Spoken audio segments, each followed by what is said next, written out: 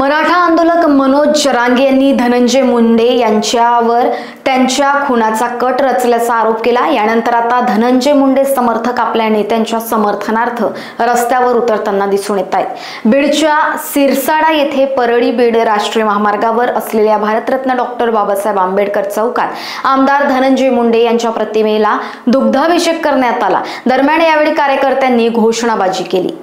माझं आव्हान आहे की काल जे जरांगेंनी पत्रकार परिषद घेतली 11 वाजता, त्या पत्रकार परिषदेमध्ये त्यांनी जे आरोप केले धनंजय मुंडे साहेबांवरती, धनंजय मुंडे साहेब हे देशाचा नेतृत्व आहे, मी तर महाराष्ट्राचा नाही देशाचा नेतृत्व म्हणतोय। कारण की धनंजय मुंडे साहेब 18 पगड जातीचं नेतृत्व करणारा माणूस आहे आणि त्या माणसाला कुठंतरी डिमॉलिश करायचं आहे, त्या माणसाला कुठंतरी डिमोटिवेट करायचं आहे म्हणून हे सगळे बेछूट आरोप करतायत। जी कथित रेकॉर्डिंग व्हायरल झाली अमोल खुने आणि मला वाटतं दादा गरुड या दोघांची एक तर नार्को टेस्ट करा, त्यांचे व्हॉइस रेकॉर्डिंगचे व्हॉइस टेस्ट घ्या, ते ॲक्च्युअल आवाज त्यांचाच आहे का।